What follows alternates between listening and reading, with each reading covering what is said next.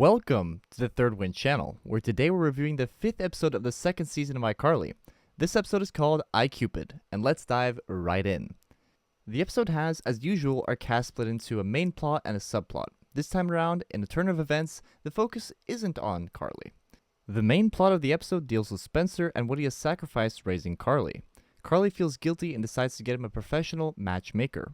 While the subplot deals with Freddy, who when faced with backlash from his family about his new girlfriend, decides maybe it's time to move out. So this is a rare episode that keeps the focus on Freddy and Spencer rather than Carly. Let's go through the plot of this episode through the viewpoint of our characters, starting with Freddy. I'm not doing Carly first for the first time ever. Freddy is clearly falling in love with Pearl, so when his daughter and mother start bullying her and plotting her downfall, Freddy does not accept it, especially from his mother. Freddy is tired of being treated like a child, and when Pearl suggests that moving out would be interesting, Freddy jumps on the idea and decides to move out. His new app has found success, and he apparently has the money to afford a luxury apartment. When Freddy has packed his things, the application for the apartment gets rejected, and although that was not the plan, he still makes it clear to his mother that he'll pay the rent from now on, and Pearl will be accepted. Pearl admires Freddy standing up for her, and Millicent takes more of a liking to Pearl as well. You've been talking with Millicent, haven't you? Yep, and if our little Millie Vanille doesn't trust Pearl, then neither do I. She's the first woman you've seriously dated since adopting Millicent. When the Shay annual Brothers' Day celebration comes around, Spencer in celebration realizes that he's made numerous sacrifices to raise Carly, and gets a little bummed that he has not found love, only 1,000 one-night stands. We also get to hear Spencer's terrible sax playing. There's a reason he has not used his art in a musical sense. When Carly sets him up with a celebrity status matchmaker, rather than use her professional help, he falls for her.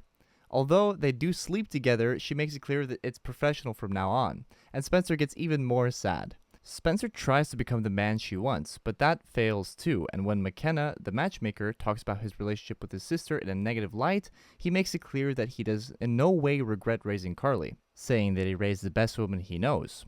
In the end, the genuineness wins McKenna's heart, or attraction, for Spencer, so happy endings here. Maybe I haven't had a meaningful romantic relationship, but I raised the best woman I know, my sister. Oh, Spence. Carly is feeling guilty for Spencer's sacrifice to her, now understanding what Spencer did for her. She decides to find him love, and although things don't go to plan, her support is well received. We also get to see what a close relationship Carly has with Spencer. Carly also has a fake brass allergy to stop Spencer from playing the sax. I'm all alone. But hey, Carly's doing great. Happy Brothers' Day. Harper meets another one of her celebrity crushes and takes full advantage of it, even landing a spot on TV. We also learned that Harper has gone to boarding school, which is something that she brags about. Millicent is still getting used to the fact that Freddy and Pearl are dating, and while she does not trust Pearl yet, she is getting there. She also has the power over her dad still. She would have gotten the office in the new apartment. Our new character, McKenna, has her own TV show called Code Red Flags, and is a famous matchmaker with simple rules.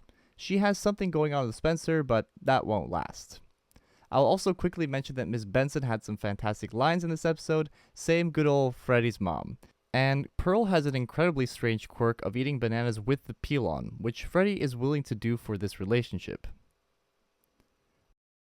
Not too much in the way of Easter eggs, but we have a few notable ones. We all remember the scenes in the original where Freddy is being over-nurtured by his mom, and we get to see that again here. Fun to see the adult version of it.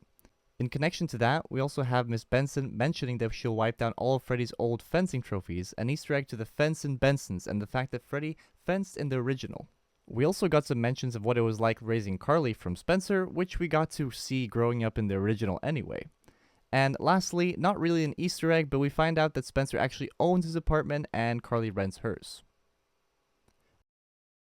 My favorite part of the video, analysis, but first let's break down a great scene in this episode. The scene to highlight was a bit of a tough decision. What was more important, Spencer's relationship growth with Carly or Freddy standing up to his mom? I think the one that will carry the most meaning is the latter, Freddy standing up to his mother, which has been done before but maybe not to this degree. We see a Freddy who is ready to move on to be respected as an adult.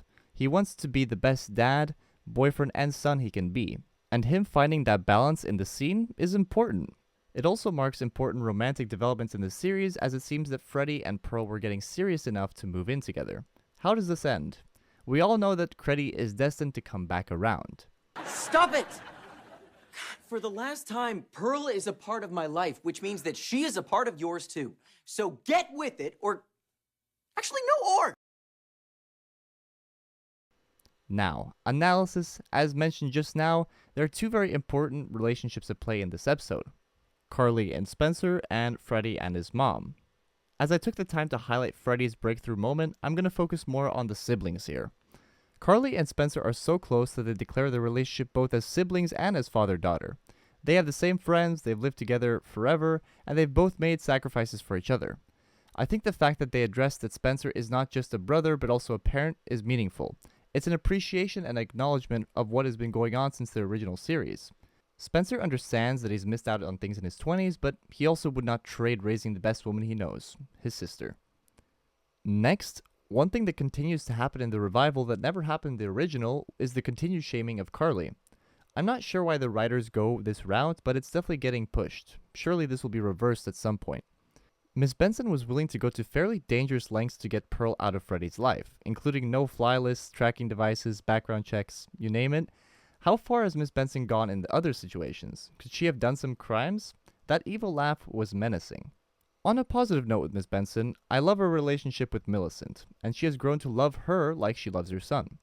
Another element in this episode that definitely felt like a more mature iCarly is the discussion of red flags and creating romantic relationships. The one that struck me the most was the one about attachment or needing to move out.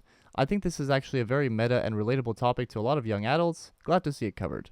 Next, Spencer says that he's had 1,000 one-night stands, and while this is an exaggeration, it does make you wonder looking back at the original, all the time Spencer was involved romantically with all sorts of women. I'll save more questions and analysis for tomorrow's Q&A, so drop your questions in the comments below, and you might get featured in the video. But my takeaway from this episode was, it was okay. I thought there was a good deal of cringe moments and lines, especially for my new character, but the story was solid. Not great, but solid. Good character development though. I like the mature themes and acknowledgements of the things that happened in the past. But for now, this has been the Third Win channel. Thanks for watching. Make sure you subscribe for more of the same. I'll see you guys tomorrow for that weekly Q&A.